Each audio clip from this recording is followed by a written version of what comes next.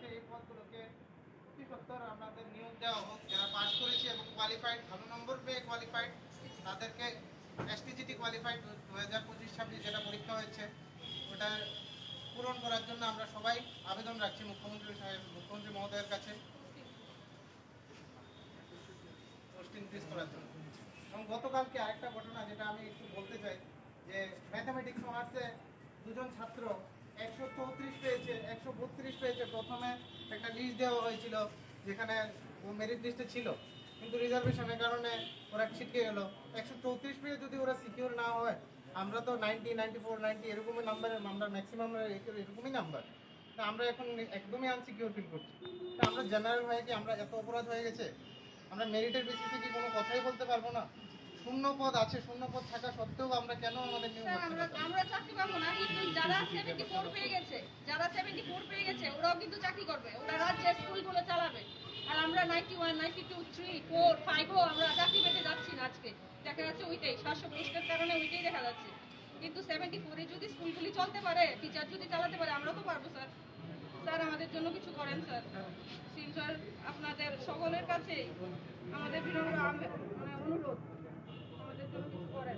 স্কুলে ইনক্রিজ করেন স্যার, 700 থেকে আমাদের স্কুলে মানে যত সম্ভব আমাদের ইনক্রিজ করে দেন। আমরা সে বাঁচবো স্যার। স্যার আর আমরা আপনার কাছে শপথ নিচ্ছি যে আমরা স্কুলগুলো মানে খারাপ চালাবো না। আমরা একটা রাজ্যকে একটা ভালো একটা স্তরে নিয়ে যেতে যাবো। আমরা অতটাও মানে কি বলবো, অযোগ্য না।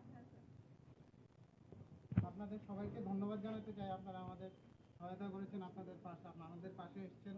সবার কাছে আমরা অনুরোধ রাখবো কেননা আগামী দিনেও আপনাদের সহায়তা আমরা একান্তভাবে কামনা করি। আপনারা সবাইকে ধন্যবাদ।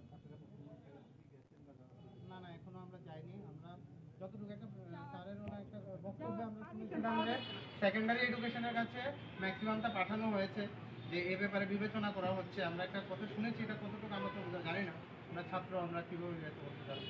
আমরা যতটুকু শুনেছি যে দপ্তরের কাছে পাঠানো হয়েছে এই ব্যাপারে বিবেচনা করার জন্য।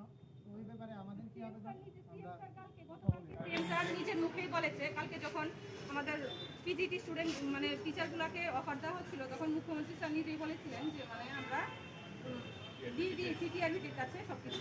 হ্যাঁ, মানে আমাদের হায়ার এডুকেশনে আমাদের যত বেশি সরকার চাকরি দেওয়ার জন্য হায়ার এডুকেশনের কাছে পাঠানো হয়েছে এই কথাটা।